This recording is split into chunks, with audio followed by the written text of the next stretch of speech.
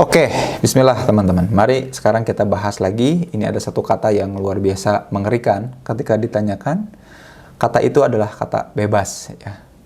Jadi sebetulnya gini, kata bebas itu merujuk terhadap apa? Ya. Jadi kalau teman-teman mau memahami atau mau mencoba menghayati, Kang, please kasih tahu ke aku yang disebut bebas itu apa?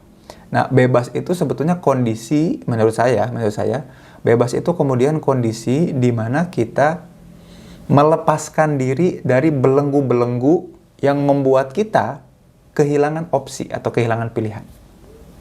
Itu ya, ulangi lagi ya.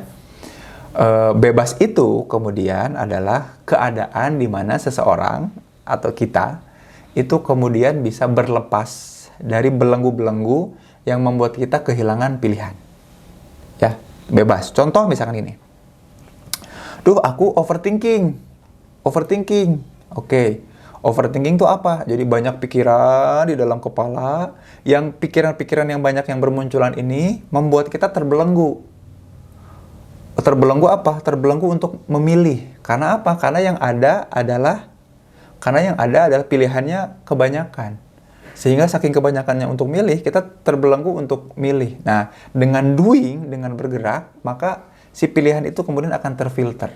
Itu juga ngajak kita untuk bebas. Contohnya lagi gini, Gang, gimana kalau dalam agama ya kan kita nggak bebas ya? Nah, justru di agama juga sama ya. Orang memilih untuk beriman kepada Allah, hanya satu Tuhan, hanya kepada Allah, dalam rangka membebaskan diri dari belenggu-belenggu, pikiran-pikiran lain yang membuat kita terhambat gitu ya. Jadi kalau kita yakin sama Allah aja, maka dengan meyakini dan mengimani Allah, sebetulnya kita melepaskan diri dari belenggu-belenggu yang mengganggu kehidupan kita. Justru pilihannya tepat. Nah, jadi gini, orang itu kemudian akan terbelenggu, tersandra sama hal-hal lain. Aku tuh pengen gini tapi takut begini. Aku pengen begitu tapi takut begini. Nah, bebas itu adalah kondisi di mana kita bisa melepaskan dari belenggu itu. Nah, ternyata bebas itu membuat kita harus memilih. Dan harus setia dan berkomitmen sama pilihan. Contoh tadi, overthinking dengan milih doing, bergerak, kita akan terlepas. Tadi, belenggu-belenggu duniawi membuat kita milih, ya udah pilih Allah aja, ya, berkomitmen sama Tuhan, sama Allah, membuat kita apa? Terbebas dari belenggu-belenggu duniawi. Karena ikhlas, ridho atas Allah, gitu. Jadi memasrahkan diri sama Allah tuh bukan berarti kita. Jadi ini memang paradoks kebebasan ya. Memang di kajian-kajian filsafat itu seperti itu. Jadi ketika kita berusaha untuk bebas, sebetulnya kita sedang membelenggu diri sama satu hal. Tapi yang terpenting adalah apa? Memilih bahwa itu pilihan kita, gitu ya. Contoh gini, apakah kemudian dengan menikah maka kita kemudian terbebas? Kan jawabannya enggak, tapi justru jawabannya iya. Justru ketika kita menikah, kita memilih dengan sadar untuk berkomitmen. Kita punya pilihan dan kita setia sama pilihan kita.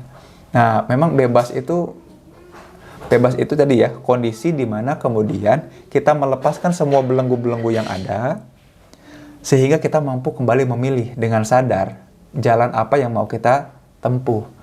Itu tuh menurut saya sebebas-bebasnya kebebasan. Ya, liberalisme, ide bahwa yang bebas tuh artinya kita mampu menentukan pilihan. Dan ketika kita menentukan pilihan, sebetulnya kita lagi nggak terbelenggu, tapi memang lagi berkomitmen sama satu hal tertentu. Gitu ceritanya. Mudah-mudahan terbayang ya, ini agak berat juga nih. Memang ini agak filosofis juga.